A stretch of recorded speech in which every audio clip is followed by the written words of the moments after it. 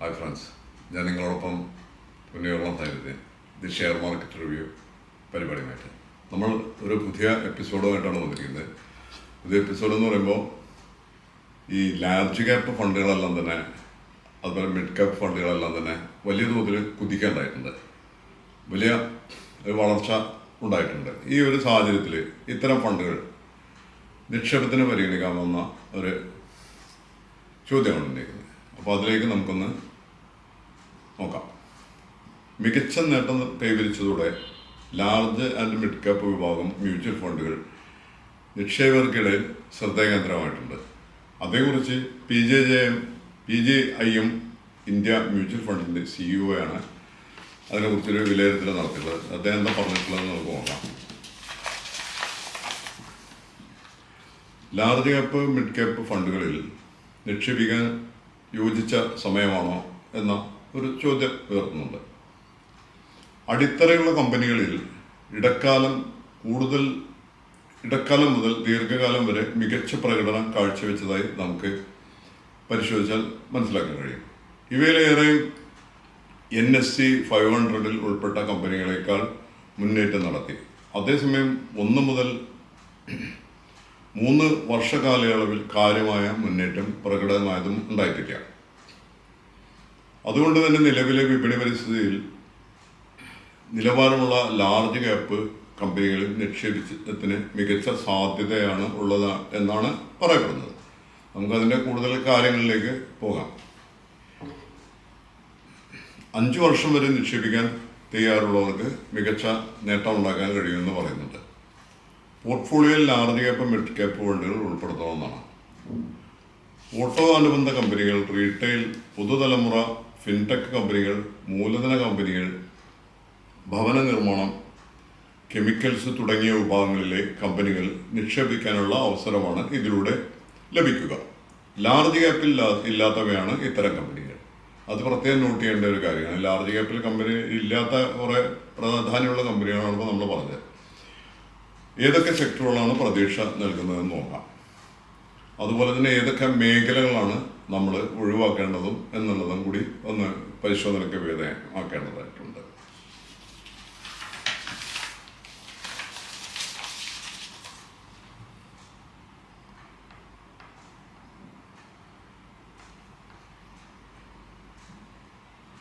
ധനകാര്യം, ആരോഗ്യ സംരക്ഷണം, ഉപഭോക്തൃ ഉൽപ്പന്നങ്ങൾ എന്നീ മേഖലകളിൽ മുന്നേറ്റം പ്രതീക്ഷിക്കുന്നുണ്ട്. അതേസമയത്ത് യൂട്ടിലിറ്റീസ്, എനർജി, മെറ്റീരിയൽസ് തുടങ്ങിയ മേഖലകളിൽ സാധ്യത കുറവുമാണ്. വരുമാനശേഷി, REO, വളർച്ചാ സാധ്യത എന്നിവ കുറഞ്ഞ കമ്പനികൾ, ഉയർന്ന ലിവറേജ് കമ്പനികൾ, ദുർബലമായ ഭരണ സംവിധാനമുള്ള കമ്പനികൾ എന്നിവ കണ്ടെത്തിയിട്ട് അത് ഒഴിവാക്കേണ്ടതുണ്ട്. അതിൻ്റെ ROC, അതുപോലെ ROE, PE, earning per share, ഇങ്ങനെയുള്ള കുറേ കാര്യങ്ങൾ, അതിന് ബുക്ക് വാല്യൂ, ഇതൊക്കെ നമ്മൾ പരിശോധിക്കേണ്ടതായിട്ടുണ്ട്. ഇത് പല വിദഗ്ധന്മാരും അതിനെക്കുറിച്ച് നമ്മളോട് പറയാറില്ലെങ്കിലും, ഫണ്ട് മാനേജർമാരോ അല്ലെങ്കിൽ ബ്രോക്കറേജ് കമ്പനികളൊന്നും അതേക്കുറിച്ച് പറയാറില്ലെങ്കിലും നമ്മളതേക്കുറിച്ച് മനസ്സിലാക്കിയിട്ട് വേണം കാര്യങ്ങൾ ചെയ്യാൻ വേണ്ടിയിട്ടുള്ളതാണ് മനസ്സിലാക്കേണ്ടത്. പക്ഷെ അത്തരം കമ്പനികളിൽ നിക്ഷേപിക്കുമ്പോൾ അതിൻ്റെതായ വ്യത്യാസങ്ങൾ ഉണ്ടാവും, അതിൻ്റെ ഗുണങ്ങളുണ്ടാവും. അപ്പോൾ ആദ്യമേ പറയട്ടെ, നമ്മളിത് ഒരു സ്റ്റോക്ക് റെക്കമെൻഡേഷനോ ഒന്നല്ല, ഇതിൽ കമ്പനി നിക്ഷേപിക്കാൻ വേണ്ടിയുള്ള ഒരു നിർദ്ദേശമോ കാര്യങ്ങളോ ഒന്നുമല്ല. കാരണം അത്തരം നിർദ്ദേശങ്ങൾ പാടില്ല എന്നുള്ള സെബിയുടെ നിയന്ത്രണമുണ്ട്. എന്നിരുന്നാലും നമ്മുടെ കുറേ കാലത്തെ നേരത്തെ തന്നെ പറയാറുള്ളത് പോലെ 20 വർഷത്തെ റിസർച്ചിലുള്ള ഒരു ഇതുകൊണ്ട് ICICI ഡയറക്റ്റ് സീറോ അങ്ങനെയുള്ളവർക്കുള്ള റിസർച്ചിലൂടെ DBA റിസർച്ചിലൂടെയുള്ള ഇതിൻ്റെ ഫലമായിട്ടാണ് നമ്മളിതിനെക്കുറിച്ച് പറയുന്നത്. അതേസമയത്ത് 4-5 NSEയുടെ അക്കാദമിയിൽ നിന്ന് 4-5 സർട്ടിഫിക്കറ്റുകളും കിട്ടിയിട്ടുണ്ട്. ചാർട്ട് അനലൈസിങ്, ടെക്നിക്കൽ അനാലിസിങ് തുടങ്ങിയ കുറേ സർട്ടിഫിക്കറ്റുകളും കിട്ടിയിട്ടുണ്ട്. അപ്പോൾ അതിൻ്റെ അടിസ്ഥാനത്തിൽ മാർക്കറ്റ് റിസർച്ച് വിദഗ്ധന്മാരുടെ സ്റ്റഡീസൊക്കെ മനസ്സിലാക്കി വെച്ചിട്ടാണ് നമ്മളത് പറയുന്നത്. അപ്പോൾ നിങ്ങൾ ഫണ്ടായാലും മ്യൂച്വൽ ഫണ്ടുകളായാലും ഷെയറുകളാണെങ്കിലും ETF ആണെങ്കിലും ഏത് ഒരു പ്രോഡക്റ്റ് വാങ്ങിക്കുകയാണെങ്കിൽ തന്നെയും അത് നിങ്ങളുടെ ബന്ധപ്പെട്ടിട്ടുള്ള വിദഗ്ധന്മാരോ അതല്ലെങ്കിൽ നിങ്ങളുടെ ബ്രോക്കേഴ്സൊക്കെ ആയിട്ട് ബന്ധപ്പെട്ടിട്ട് മനസ്സിലാക്കി നിങ്ങളുടെ സ്വന്തം റിസർച്ചിൻ്റെയും കൂടി അടിസ്ഥാനത്തിൽ വാങ്ങിക്കുന്നതായിരിക്കും ഏറ്റവും ഉചിതം. പക്ഷേ ഇത് കൊണ്ട് നിങ്ങൾക്ക് കുറേ ഐഡിയാസ് കിട്ടും. അത് തീർച്ചയായിട്ടുള്ള കാര്യമാണ്, ഗവേഷണങ്ങളുടെ ഫലമാണത്. അപ്പോൾ ഇന്ന് നമ്മൾ പറഞ്ഞ പോലെ ഡെറ്റൊക്കെ ഉള്ള കമ്പനികളൊക്കെ പരമാവധി ഒഴിവാക്കണം. അത്തരം കമ്പനികൾ, അതുപോലെ കമ്പനിയുടെ ഈ ഒരു അസറ്റ് എന്തുമാത്രം കാശ് അവരുടെ കയ്യിലുണ്ട്, മ്യൂച്വൽ ഫണ്ടാണെങ്കിൽ അവരുടെ കയ്യിൽ എത്രമാത്രം അസറ്റ് ഉണ്ട്, അതുപോലെ തന്നെ കമ്പനികളാണെങ്കിൽ കമ്പനിയുടെ കയ്യിലുള്ള ഫണ്ട് എത്രയാണ്, മിഡ് ക്യാപ്പാണോ ലാർജ് ക്യാപ്പാണോ എന്നൊക്കെ നോക്കിയാലും എത്ര ഫണ്ട് ഉണ്ടെന്ന് നോക്കണം. സ്മോൾ ക്യാപ്പ് കമ്പനികൾ പരമാവധി ഒഴിവാക്കുന്നതാണ് നല്ലത്. അങ്ങനെ വരുമ്പോൾ നിലവിലോ വിപണി സാഹചര്യത്തിൽ ചെറുകിട നിക്ഷേപകർക്ക് ഇതിൻ്റെ അനുപാതം നമുക്ക് മനസ്സിലാക്കാൻ പറ്റുന്നുള്ളത് പരിശോധിക്കാം. വിപണിയിലെ സാഹചര്യം മാത്രമല്ല, നിക്ഷേപകരുടെ റിസ്ക് പ്രൊഫൈലും നിക്ഷേപ കാലയളവും കൂടി എടുത്താണ് അസറ്റ് അലോക്കേഷൻ പരിഗണിക്കേണ്ടത്. അതിനാൽ മുൻകൂട്ടി തയ്യാറാക്കിയ നിക്ഷേപ അനുപാതം യോജിക്കണമെന്നില്ല. പണപ്പെരുപ്പത്തെ മറികടക്കാനുള്ള ശേഷി പരമ്പരാഗത നിക്ഷേപങ്ങൾക്കില്ലെന്ന് മനസ്സിലാക്കണം. അതോടൊപ്പം 2 വർഷത്തിനുള്ളിൽ ഓഹരി വിപണിയിൽ നിന്നുണ്ടായേക്കാവുന്ന ശക്തമായ വരുമാന വളർച്ച കണക്കിലെടുക്കാം. വിപണിയിലെ ചില സെക്ടറുകളിൽ നിന്ന് ന്യായമായ വരുമാനം പ്രതീക്ഷിക്കാനും കഴിയും. Large and mid cap company ഫണ്ടിനെ കുറിച്ച് വിശദീകരിക്കാമോ എന്നാണ് ഒരു സുഹൃത്ത് ചോദിച്ചിട്ടുള്ളത്. അപ്പോൾ അതിനെക്കുറിച്ച് നമുക്ക് എന്താണ് പറയാനുള്ളത് നോക്കാം. ഫ്ലെക്സി ക്യാപ്പ് ഫണ്ടിൽ നിന്ന് എങ്ങനെ വ്യത്യാസപ്പെട്ടിരിക്കുന്നു ലാർജ് ക്യാപ്പ് ഫണ്ട് എന്നുള്ളതാണ്. ഫ്ലെക്സി ക്യാപ്പ് നമ്മൾ നേരത്തെ പറയാനുള്ള പോലെ അത് നല്ല ഒരു ഫണ്ടാണ്. അത് ഫണ്ട് മാനേജർമാർക്ക് ഏത് കമ്പനികളും വാങ്ങിക്കാൻ കഴിയും. അതാണ് അതിൻ്റെ ഒരു പ്രത്യേകത. ഇന്നത് ഇത്ര വാങ്ങിക്കണമെന്ന് നിർബന്ധമില്ല. അപ്പോൾ അതിൻ്റെ സാഹചര്യം അനുസരിച്ച്, അതിൻ്റെ ഒരു പരിസ്ഥിതി അനുസരിച്ച്, സാമ്പത്തിക പരിസ്ഥിതി അല്ലെങ്കിൽ വിപണിയുടെ ഒരു പരിസ്ഥിതി അനുസരിച്ച് ഷെയറുകളിൽ അലോക്കേറ്റ് ചെയ്യാനുള്ള കഴിയും ഫ്ലെക്സി ക്യാപ്പ്. പക്ഷേ ഫ്ലെക്സി ക്യാപ്പും ലാർജ് ക്യാപ്പും തമ്മിൽ എങ്ങനെയാണ് അതിൻ്റെ വ്യത്യാസമുള്ളതിനെക്കുറിച്ച് നമുക്ക് നോക്കാം. ആംഫിയുടെ നിർവചന പ്രകാരം ലാർജ് മിഡ് ക്യാപ്പ് ഫണ്ടുകൾക്ക് ലാർജ് മിഡ് ക്യാപ്പ് ഓഹരികളിൽ കുറഞ്ഞത് 35% വീതം നിക്ഷേപ വീതം ഉണ്ടായിരിക്കണമെന്നാണ് അതിൻ്റെ കണക്ക്. വിപണി മൂല്യത്തിൻ്റെ അടിസ്ഥാനത്തിൽ 1 മുതൽ 100 വരെയുള്ള ഓഹരികൾ ലാർജ് ക്യാപ്പ് വിഭാഗത്തിൽ ഉൾപ്പെടുത്തിയിട്ടുണ്ട്. മിഡ് ക്യാപ്പ് കമ്പനികളായിട്ട് 101 മുതൽ 250 വരെയുള്ള കമ്പനികളാണ്.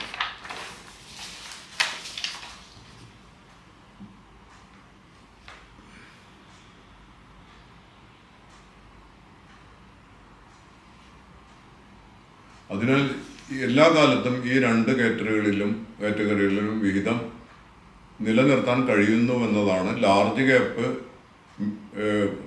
ലാർജ് ആൻഡ് മിഡ് ക്യാപ്പ് ഫണ്ടിൻ്റെ നേട്ടം. അതാണ് അതിൻ്റെ ഒരു പ്രത്യേകത. ഫണ്ട് മാനേജറുടെ വിവേചനാധികാരം അനുസരിച്ച് ഫ്ലെക്സി ക്യാപ്പ് ഫണ്ടുകൾക്ക് വിപണി മൂല്യത്തിൽ large mid cap small cap company ഇഷ്ടം പോലെ നിക്ഷേപിക്കാനുള്ള അവസരം ഉണ്ട്. ഇതിൽ നിന്ന് മനസ്സിലാക്കേണ്ടതെന്ന് വെച്ചാൽ മിഡ് ക്യാപ്പ് ലാർജ് ക്യാപ്പ് കമ്പനികൾ എപ്പോഴും അതിൻ്റെ വലിയ അനുപാതമുള്ള അതിലേക്കാണ് പോവുക സ്വാഭാവികമായിട്ടും. അതേസമയത്ത് അത്തരം ഫണ്ടുകൾ കമ്പനികളുടെ ഷെയറുകൾ വാങ്ങിക്കാനാണ് അവർക്ക് കഴിയുക. മിഡ് ക്യാപ്പിൻ്റെ ഉയർന്ന ഇതിലുള്ള ഫണ്ടുള്ള കമ്പനികൾ വാങ്ങിക്കാനാണ് അവർക്ക് കഴിയുള്ളൂ, മിഡായാലും ലാർജായാലും. അതേസമയത്ത് ഫ്ലെക്സി ആകുമ്പോൾ നമ്മൾ നേരത്തെ പറഞ്ഞ പോലെ തന്നെ ഇപ്പോൾ ഈ സ്മോൾ ക്യാപ്പ് കമ്പനികളൊക്കെ പലതും പെട്ടെന്ന് വളർച്ച ഉണ്ടാകാനുള്ള സാധ്യതയുള്ള കമ്പനികളായിരിക്കും. അപ്പോൾ ഈ സ്മോൾ ക്യാപ്പിൻ്റെ വളർച്ച മനസ്സിലാക്കിയിട്ട് ഫണ്ട് മാനേജർക്ക്, അസറ്റ് മാനേജർമാർക്ക് ഇതിലേക്ക് മാറാൻ കഴിയും. അപ്പോൾ സ്മോൾ ക്യാപ്പ് വാങ്ങാനും കഴിയും. അപ്പോൾ നമ്മുടെ ഒരു എക്സ്പീരിയൻസ് വെച്ചിട്ട് ഫ്ലെക്സി ക്യാപ്പ് നല്ലതാണ്. അപ്പോൾ ഈ ലാർജ് ക്യാപ്പും മിഡ് ക്യാപ്പൊക്കെ ഉൾപ്പെടുന്ന പോലെ തന്നെ ഫ്ലെക്സി ക്യാപ്പും കുറച്ചുകൂടി ഉൾപ്പെടുത്തി കഴിഞ്ഞാൽ എന്നിട്ട് അതിൽ SIP അതല്ലെങ്കിൽ ബൈ ഓൺ ഡിപ്പ് മെത്തേഡിലൂടെ ചെയ്താൽ അതിലൂടെ നേട്ടം ഉണ്ടാവും. നമ്മളിത് എപ്പോഴും പറയാറുള്ള കാര്യങ്ങളാണ്. പിന്നെ അതുപോലെ തന്നെ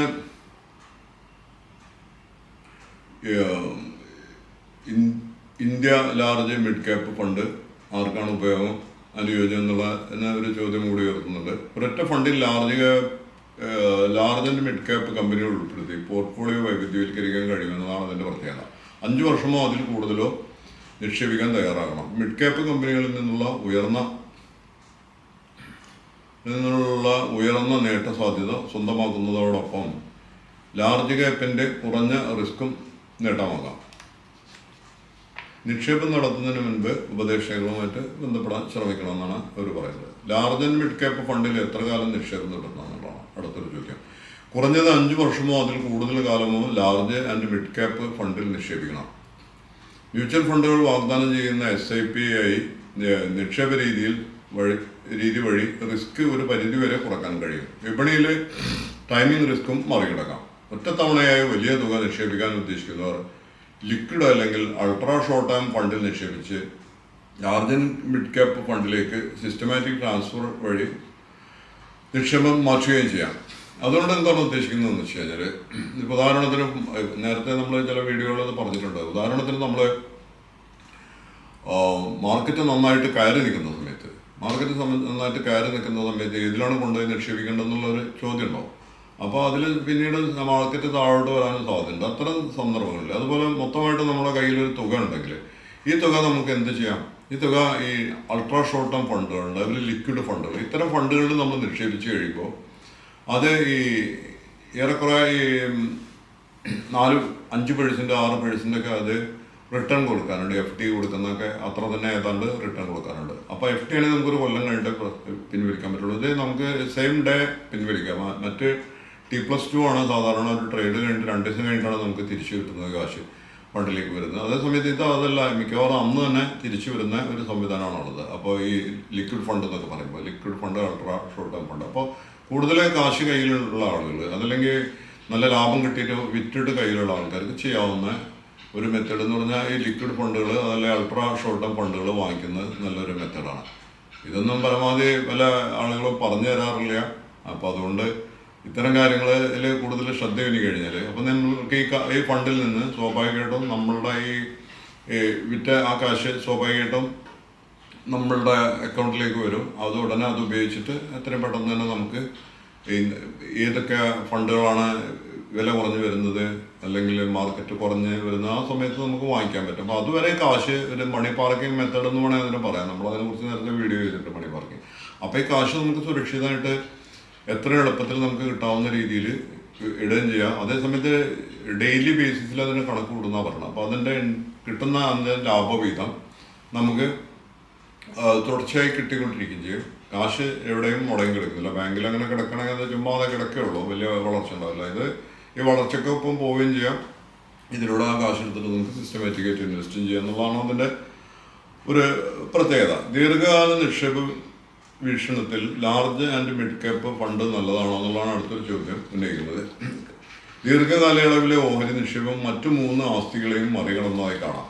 ഓരോരുത്തരുടെയും റിസ്ക് പ്രൊഫൈൽ അനുസരിച്ച് യോജിച്ച നിക്ഷേപ വിഹിതമാണ് ഉണ്ടാകേണ്ടത്. ഓഹരി നിക്ഷേപത്തിൽ തന്നെ ലാർജ്, മിഡ് ക്യാപ്പ് എന്നിവ പോർട്ട്ഫോളിയോയുടെ പ്രധാന ഭാഗമായിരിക്കണം.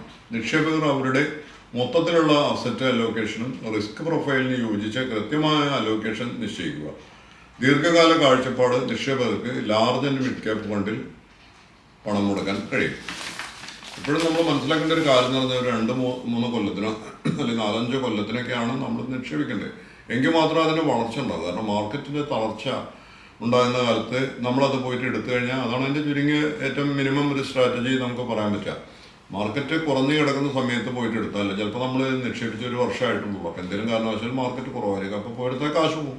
അപ്പോൾ ഉദ്ദേശിച്ച ലാഭം ഉണ്ടാവില്ല. ഇതിനാണ് ദീർഘകാലത്തേക്ക് ഇടണം എന്ന് പറയുന്നത്. ദീർഘകാലത്ത് നിക്ഷേപിക്കുക 1, 2, 3 ഏറ്റവും ചുരുങ്ങിയ 3 കൊല്ലമൊക്കെയാണ് ഉദ്ദേശിക്കുന്നത്. അല്ല 5 കൊല്ലമൊക്കെ ആകുമ്പോഴേക്കും നമുക്ക് സ്വാഭാവികമായിട്ട് അതിൻ്റെ വളർച്ച ഉണ്ടാവും. അതിൻ്റെ ഭാഗം ആവാൻ നമുക്ക് കഴിയും. അതാണ് അതിൻ്റെ ഒരു പ്രത്യേകതയുള്ളത്. പിന്നെ നമുക്ക് മറ്റ് 1-2 കാര്യങ്ങൾ കൂടി അതിലേക്ക് പോകണമെന്നുണ്ടെന്ന് വെച്ചെങ്കിൽ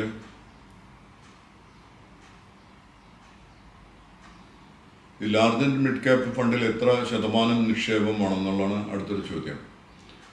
അസറ്റ് അലോക്കേഷൻ തീരുമാനിക്കും മുമ്പ് റിസ്ക് എടുക്കാനുള്ള കഴിവ്, നിക്ഷേപ കാലയളവ്, സാമ്പത്തിക ലക്ഷ്യങ്ങൾ, നിക്ഷേപിക്കാൻ കഴിയുന്ന തുക തുടങ്ങിയവ പരിഗണിക്കണം. ഓഹരി നിക്ഷേപത്തിൽ ലാർജ് മിഡ് ക്യാപ്പ് ഫണ്ടുകളിലേക്ക് പരമാവധി നീക്കിവെക്കാൻ ശ്രദ്ധിക്കുക. എന്നിരുന്നാലും ശരിയായ ആസ്തി വിഭജനത്തിനായി വിദഗ്ധരിൽ നിന്ന് ഉപദേശം തേടുന്നതും ആവശ്യമാണ്. ഇത്രയൊക്കെയാണ് നമുക്ക് ഇതിനെക്കുറിച്ച് പറയാനുള്ളത്. അപ്പോൾ മിഡ് ക്യാപ്പ്, ലാർജ് ക്യാപ്പ് കമ്പനികളിൽ ഇപ്പോൾ നിക്ഷേപത്തിന് പരിഗണിക്കാമോ എന്നുള്ളതാണ് ക്വസ്റ്റ്യൻ. നമുക്ക് അതിൻ്റെ ആകത്തൊക്കെ പരിശോധിച്ച് കഴിയുമ്പോൾ ഡിപ്പ് ഓൺ ബൈ അനുസരിച്ചിട്ട് തന്നെ ഈ ഷെയറിൽ ചെയ്യുന്ന പോലെ തന്നെ നമുക്ക് മ്യൂച്വൽ ഫണ്ടിലും ഡിപ്പ് ബൈ ഓൺ ഡിപ്പ് എപ്പോഴാണ് മാർക്കറ്റ് കുറഞ്ഞു വരുന്നത്, കുറയുമ്പോൾ വാങ്ങിക്കുക, പിന്നെ ചിലപ്പോൾ വീണ്ടും കുറയും, അപ്പോഴും വാങ്ങിക്കേണ്ടതായിട്ട് വരും. നമുക്കൊരു നിശ്ചിത ഈ തോത് ഏതൊരു പോയിന്റിലാണ് ലാസ്റ്റ് എത്തുന്നത് നമുക്ക് പറയാൻ പറ്റില്ല. അതിൻ്റെ കുറേ കാര്യങ്ങൾ നമ്മൾ നേരത്തെ പറഞ്ഞ പോലെ തന്നെ ചാർട്ടുകളൊക്കെ പരിശോധിച്ച് കഴിഞ്ഞാൽ അതിൻ്റെ ഡിമാൻഡ് ആൻഡ് സപ്ലൈ സോണൊക്കെ പരിശോധിച്ച് കഴിഞ്ഞാൽ കുറേയൊക്കെ അറിയാൻ കഴിയും. പിന്നെ ഈ ഡിമാൻഡ് സപ്ലൈ സോണൊക്കെ ചിലപ്പോൾ തന്നെ കുറേയൊക്കെ താഴോട്ട് പോകാം. ഈ എന്തെങ്കിലും നാച്ചുറൽ കലാമിറ്റീസ്, പിന്നെ അതുപോലെ യുദ്ധങ്ങൾ ഇങ്ങനെയൊക്കെ ഉണ്ടാകുമ്പോൾ അത് താഴോട്ട് പോകാം. എങ്കിലും ആ ഒരു സസ്റ്റൈനബിലിറ്റി പല നല്ല കമ്പനികളും ഈ അതിൻ്റെ അവരിതിൽ കാണിക്കാറുണ്ട്. ചാർട്ട് അനാലിസിസ് നമ്മൾ പരിശോധിച്ച് പോകുമ്പോൾ സപ്ലൈ ആൻഡ് ഡിമാൻഡ് സോൺ നമുക്ക് കണ്ടെത്താൻ കഴിയാറുണ്ട്. അപ്പോൾ സപ്ലൈ ആൻഡ് ഡിമാൻഡ് സോൺ പരിശോധിച്ചുകൊണ്ട് നമുക്ക് ചെയ്യാൻ പറ്റും. ഒരു പിരമിഡിക് മെത്തേഡ്, അതായത് ഏറ്റവും കുറഞ്ഞ തോതിൽ വരുമ്പോൾ ഏറ്റവും കുറഞ്ഞ എവിടെയാണെന്ന് നമുക്ക് ആർക്കും പറയാൻ കഴിയില്ല. അങ്ങനെയാണ് അത് സൗകര്യമാണല്ലോ. അപ്പോൾ കുറഞ്ഞ ഇതിൽ വരുമ്പോൾ എന്നിട്ട് ഇങ്ങനെ കയറി വരും. ആ സമയത്ത് അങ്ങനെ നിക്ഷേപിച്ച് കൊണ്ടുപോകാം. ലാഭം വരുമ്പോൾ ലാഭം എടുക്കുക. ഇതൊക്കെയാണ് ഇതിൽ പറയാനുള്ളത്. ഇനി അടുത്തൊരു വീഡിയോയുമായിട്ട് നമുക്ക് വീണ്ടും വരാം. അതുവരെ നന്ദി, നമസ്കാരം. പിന്നെ മറ്റൊരു കാര്യം കൂടി പറയാനുള്ളത്, നമ്മളെപ്പോഴും പറയാറുള്ള പോലെ തന്നെ ഇത് ഒരു സാമ്പത്തിക സാക്ഷരതാ യജ്ഞത്തിൻ്റെ ഭാഗമായിട്ടാണ് ഞങ്ങൾ കുറേ പേര് ഇത് ചെയ്യുന്നത്. അപ്പോൾ അതുകൊണ്ട് എല്ലാവരും അതിൽ സഹകരിച്ച് ഷെയർ ചെയ്യുക, ലൈക്ക് ചെയ്യുക, സബ്സ്ക്രൈബ് ചെയ്യുക. ഇതൊക്കെയാണ് പറയാനുള്ളത്. ആളുകളിലേക്ക് എത്തിക്കുക. എല്ലാവർക്കും ആ ഒരു സാമ്പത്തിക വളർച്ചയുടെ ഇന്ത്യ വളർച്ചയുടെ പാതയിലാണ് എപ്പോഴും. ഏത് ഗവൺമെൻറ് വന്നാലും, ഇപ്പോൾ മൻമോഹൻ ഗവൺമെൻറ് ആയിരുന്നപ്പോഴാണെങ്കിലും ലോകത്തിലൊട്ടാകെ സാമ്പത്തിക മാന്ദ്യം ഉണ്ടായപ്പോഴും നമ്മുടെ ഇന്ത്യൻ മാർക്കറ്റിനെയൊക്കെ പിടിച്ചു നിർത്താൻ മൻമോഹൻ സിംഗ് പോലുള്ളവർക്ക് കഴിഞ്ഞിട്ടുണ്ട്. ഇപ്പോൾ ഭരിക്കുന്നവരാണെങ്കിലും കോർപ്പറേറ്റുകൾക്ക് ഒരുപാട് കാര്യങ്ങൾ ചെയ്യുന്നതുകൊണ്ട് കോർപ്പറേറ്റ് ലെവലിൽ ബിസിനസ്സുകളൊക്കെ ടാറ്റയ്ക്കാണെങ്കിലും ബജാജ് ഫിനാൻസിനാണെങ്കിലും ഏത് കമ്പനികൾ നമ്മൾ എടുത്തു നോക്കിയാലും നല്ല ബിസിനസ്സുകൾ തന്നെയാണ് നടക്കുന്നത്. റിലയൻസ് ആണെങ്കിലും. പക്ഷേ അതിൻ്റെ ഒരു മറുവശം ഉണ്ട്. എന്ന് വെച്ചാൽ താഴേക്കിടയിലുള്ള ആളുകൾ കൂടുതൽ ദരിദ്രന്മാരാവുന്നുണ്ടോ എന്ന് ചോദിച്ചാൽ അതില്ല എന്ന് നമുക്ക് പറയാൻ കഴിയില്ല. അപ്പോൾ അതും കൂടി നിലനിർത്തിക്കൊണ്ട് കർഷകരൊക്കെ സമരത്തിലേക്ക് ഇറക്കുന്ന ഒരു സാഹചര്യമാണ്. അപ്പോൾ ഈ കർഷകരെ രാഷ്ട്രീയം പറയില്ല, എന്നാലും അത് നമ്മുടെ സമൂഹത്തിൻ്റെ സമകാലീന രാഷ്ട്രീയത്തിൻ്റെ ഒരു സ്ഥിതിവിശേഷത്തിൻ്റെ ഒരു ഭാഗമാണ്. അപ്പോൾ ഈ കർഷകരൊക്കെ ഇതിനിറക്കാതെ അവരെ കൂടി പരിഗണിച്ചുകൊണ്ട് ചെയ്യാവുന്നൊരു സംവിധാനമാണ് നല്ലത്. എന്നിരുന്നാലും മാർക്കറ്റിന് കുഴപ്പമൊന്നും ഉണ്ടാവില്ല. അത് അതിൻ്റെ സസ്റ്റൈനബിലിറ്റി കീപ്പ് ചെയ്ത് പോകും. അത് നിലനിന്ന് പോവുക തന്നെ ചെയ്യും. അത് ഏത് ഗവൺമെൻറ് വന്നാലും ആ ഒരു പോളിസി എന്ന് വെച്ചാൽ ആളുകൾക്ക് വാങ്ങാനും വിൽക്കാനും ഒക്കെയുള്ള താല്പര്യം, വിദേശികളാണെങ്കിലും വന്നിട്ട് അവരും ധാരാളമായിട്ട് ഇൻവെസ്റ്റ് ചെയ്യുന്നുണ്ട്. ഇന്ത്യൻ കമ്പനിയിൽ അവർക്ക് വിശ്വാസം ഉണ്ടൊക്കെ നാലാമത്തെ ഒരു അവസ്ഥയിലേക്ക് എത്തിയിട്ടുണ്ട്. അപ്പോൾ ഇത്രയൊക്കെയാണ് നമുക്ക് ഇതിനെക്കുറിച്ച് പറയാനുള്ളത്. അടുത്തൊരു വീഡിയോ ആയിട്ട് വീണ്ടും വരാം. ഞാൻ നിങ്ങളോടൊപ്പം പുനർവ്വം സൈനിക. നന്ദി, നമസ്കാരം.